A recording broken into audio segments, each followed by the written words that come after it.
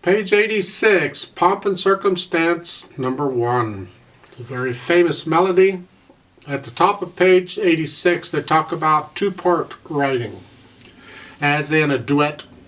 Say, two people each doing their own thing, melody, counter melody, or two melodies going on at the same time, who knows what's on. There's a way to show this in the music, and that's what we're talking about here. They give examples. I prefer to look at the music itself. Let's go down and look at the bottom of page 86, at Pomp and Circumstance, the line itself. Let's look at that. We're looking at the right hand here, the top staff. You have a B and a G. But notice the stems, they're not connected. Typically, they'd be connected. But the G, stem goes up, and the B, the stem goes down. Now, in piano playing, if there were nothing written in the bottom staff, all we had are the notes in the top staff, that would tell you the stems, would tell you that the right hand's going to do the G and the left hand's going to do the B. Right there, they're different. In this case, they're pointing out the different voices, the different parts. So we have the top part is the G, and that's going to be with the stems going up. And if you follow it across, just forget the other voice for a minute. Just follow this voice. You have those notes. And then on into page 87. That's the top voice. Then the second voice is with the stem going down. So try that by itself. You have this. Now that's tied there. See the tie underneath? Yeah.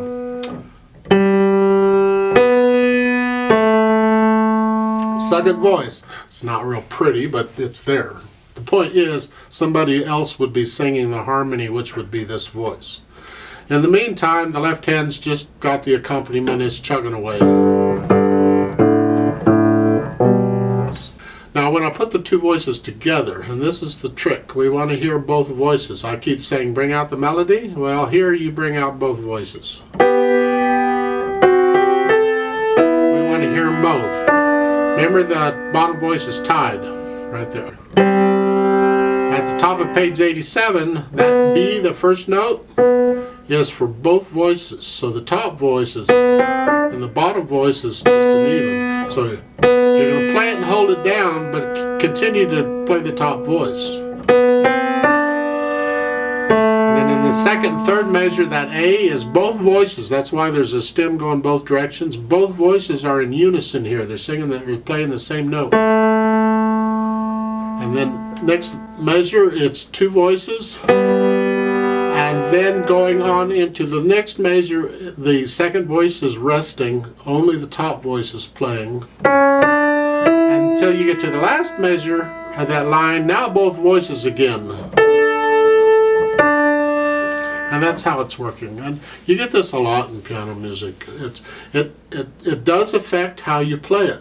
Because as I said, we want to hear the melody, and when they're doing this, well, yes, the melody is the top voice, but the second voice is important too, so we're going to bring that out at least a little bit. Maybe not as much as the melody, but you're still going to bring it out more than the accompaniment. We want to hear it. Just adds another layer of complexity to it. Now, all this voicing thing, I recommend you do that after you learn the piece. You learn the notes and the rhythms and the fingerings, get all that down, and then you can go back and think about the articulation and dynamics and all that, and the voicing. There's really nothing in this piece that's tricky. It's just the voicing is what they're talking about. Now, there's a note at the bottom of page 87 for allargando. Allargando, can't say it. Simply means you're broadening out, you're lengthening it, it's more majestic.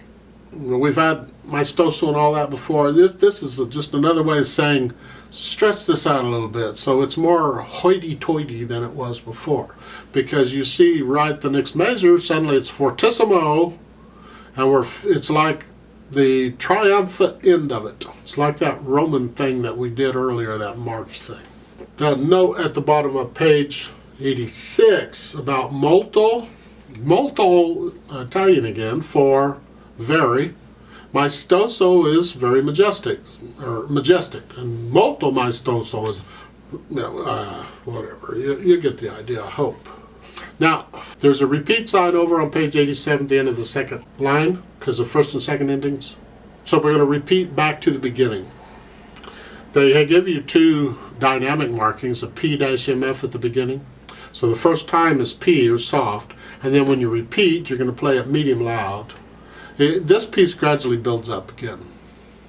And then after the second ending, it gets loud, and then at the bottom of the page 87, it gets very loud. Yeah. A couple little things I want to point out. I'm not going to change it, I'm just going to point it out. On page 87, on these two voices, look at the third line down. You're starting with the second ending where both voices are on the D. And then the next measure is the G, C. And then the F sharp C. Hold that F sharp down. I know the pedal's down, but you got to do it with the fingers. Don't rely on the pedal's holding it. Why do I have to? Well, because you do. It's good piano technique to do that. The pedal, don't rely on the pedal. It won't always be there. And then the last two measures, the top voice is tied. Only the bottom voice is now changing. So hold the top voice down as you play these. Then in the fourth line down, in the third measure, it's a 1-2. You're here. Substitute the 2 immediately, is all that means. Lots of pedal.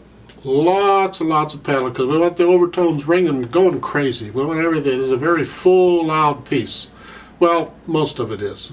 We want the overtones all the time, whether it's going to be loud or not on this piece. You want to hear all that color in the sound as we're coming through it.